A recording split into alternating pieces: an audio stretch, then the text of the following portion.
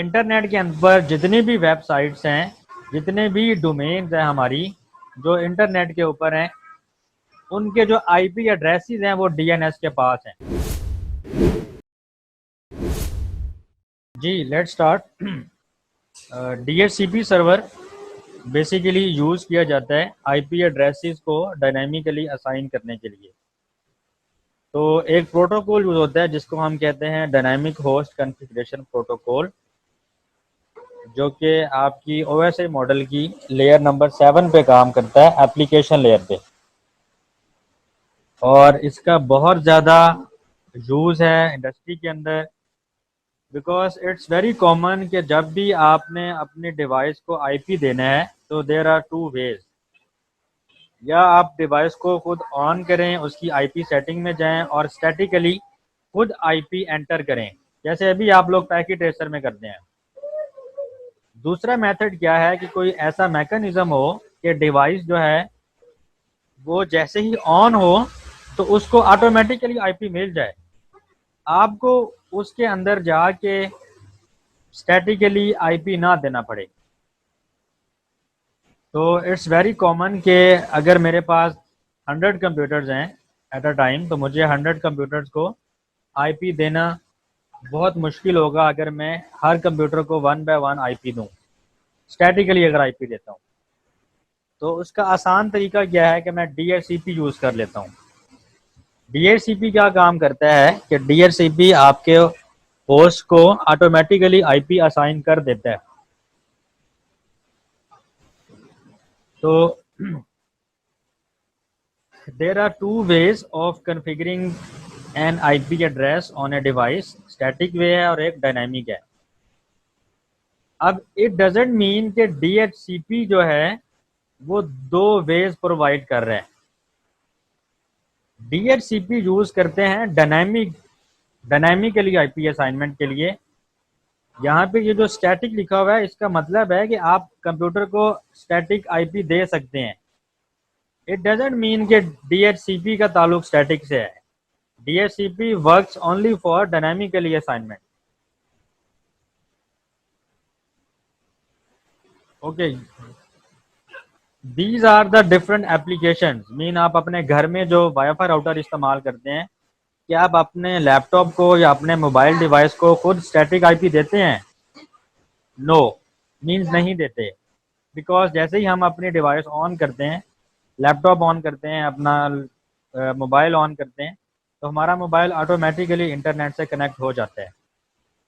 उसकी रीज़न ये है कि आपका जो वाईफाई राउटर है उसके अंदर भी DHCP की सेटिंग्स हुई हैं, और आपका जो लैपटॉप या आपका जो मोबाइल फ़ोन है वो बाय डिफ़ॉल्ट DHCP के थ्रू आईपी गेट कर रहा है।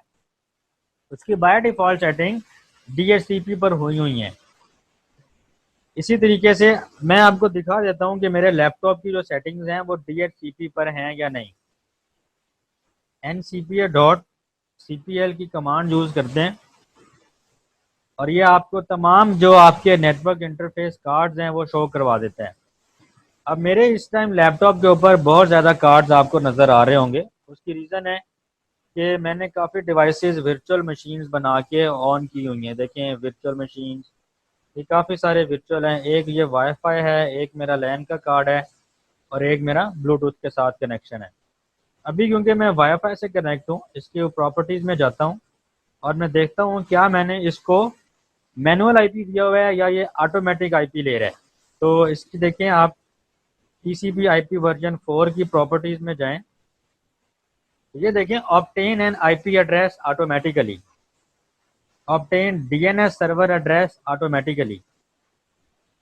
DNS के बारे में सिर्फ इतना बताता चलूँ कि DNS stand for domain name system.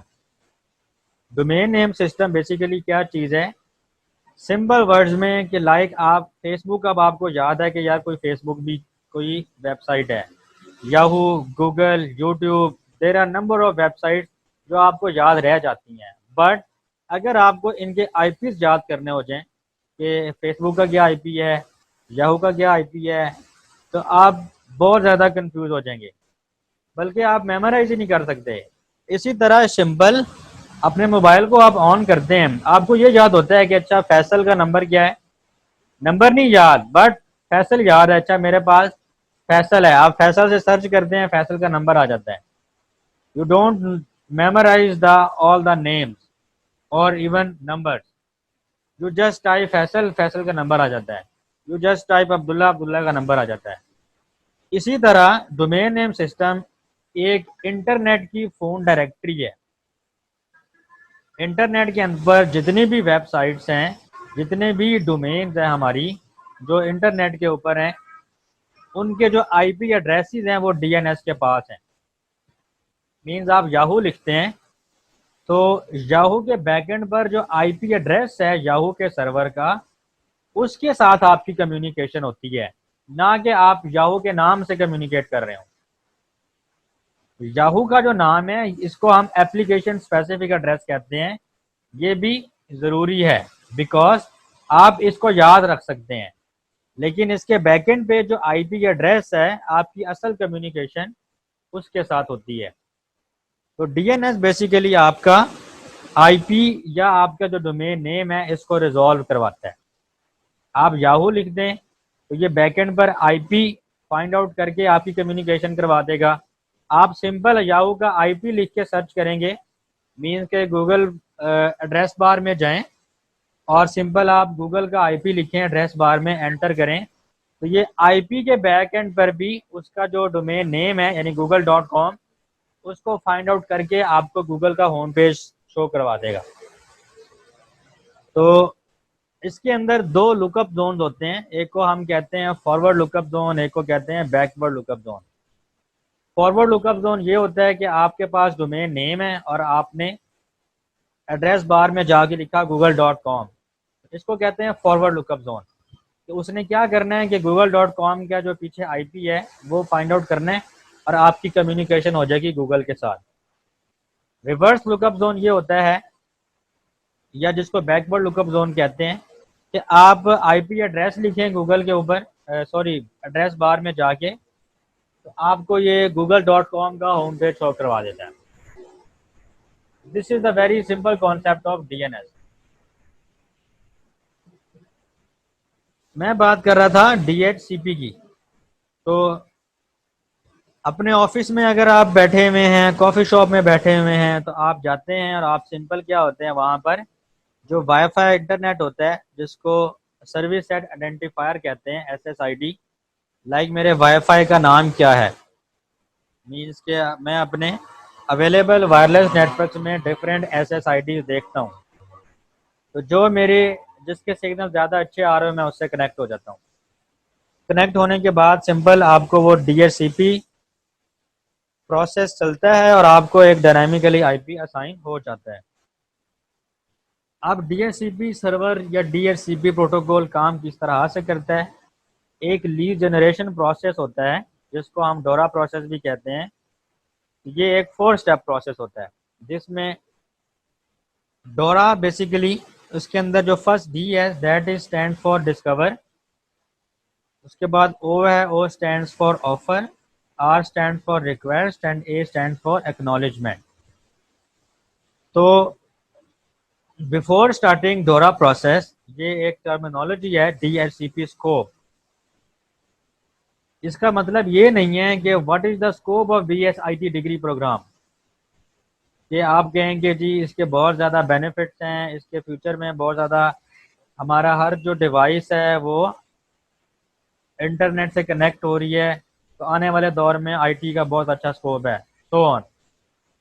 DHCP scope का मतलब है, बहुत सारे स्टूडेंट इसका आंसर देते हैं कि सर इसके बहुत फ़ायदे हैं, इससे हम आईपी एड्रेस असाइन कर लेते हैं ऑटोमेटिकली, हमारी वर्क फोर्स बच जाती है, हमें स्टाफ नहीं एक्स्ट्रा रखना पड़ता, तो there are number of benefits. लेकिन एक्चुअली डीएचसीपी स्कोप क्या होता है, this is the range of IP address. Simple, DHCP scope mean range of IP addresses. For example आपकी क्लास के अंदर मैं एक टीचर हूं और मैं आपकी क्लास में लेट्स सपोज मैंने रोल नंबर स्लिप्स जो हैं वो डिस्ट्रीब्यूट करनी है। मैं हर एक के पास जाता हूँ वन बाय वन, उसे कहता हूँ ये रोल नंबर स्लिप आपकी है, ये आपकी है, ये आपकी, ये आपकी। बहुत टाइम लगेगा, उसमें से फिर बहुत सारे एब्सेंट्स भी होंगे, मैं फिर रख लूँगा अपने पास, अगले दिन आएंगे फिर मुझे देने पड़ेंगे। इसके लिए मैं क्या करता हूँ, मैं सिंपल क्या करता हूँ, मैं एक DHCP सर्वर बना लेता हूँ। फॉर एग्जांपल आपका जो SVL है उसको मैं DHCP सर्वर बना लेता हूँ।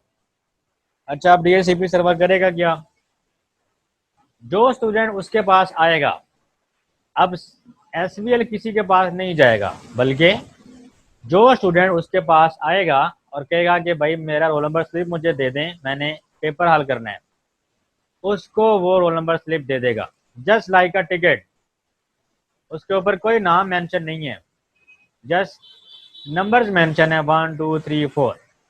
फर्स्ट कम फर्स्ट सर्व, जो पहले आएगा उसको पहला नंबर मिल जाएगा, जो दूसरे नंबर पे आएगा उसको दूसरा, एंड सो ऑन। इसका मतलब क्या हुआ कि जो जो स्टूडेंट आता जाएगा उसको वो एक टिकट मिलती जाएगी, first come first serve base पे। जो नहीं आएगा उसको नहीं मिलेगी, सिंपल। तो बेसिकली जो टिकट्स SVL के पास हैं, जो कि मैं बीइंग अ टीचर मैंने उसे कहा कि आपके पास ये 20 जो टिकट्स हैं ये आपके पास हैं, मीन्स कि अगर लेट सपोज 25 स्टूडेंट्स हैं टोटल और आपके पास टिकट्स हैं 20, तो इसका मतलब है फर्स्ट कम फर्स्ट सर्व, जो पहले 20 बच्चे आएंगे उनको ये टिकट्स मिल जाएंगी, तो 20 बच्चे पेपर कर लेंगे, बाकी 5 नहीं कर सकेंगे। जब पहले जो बच्चे पेपर अटेम्प्ट कर रहे हैं उनमें से जो बच्चा पेपर अटेम्प्ट कर लेगा अपना टिकट वापस कर देगा। तो देन इस तरीके से जब 5 बच्चे अपना पेपर कर लेंगे तो नेक्स्ट जो 5 बच्चे जिन्होंने अभी पेपर अटेम्प्ट करना था वो भी इन टिकट्स के बिहाफ पे पेपर अटेम्प्ट कर लेंगे।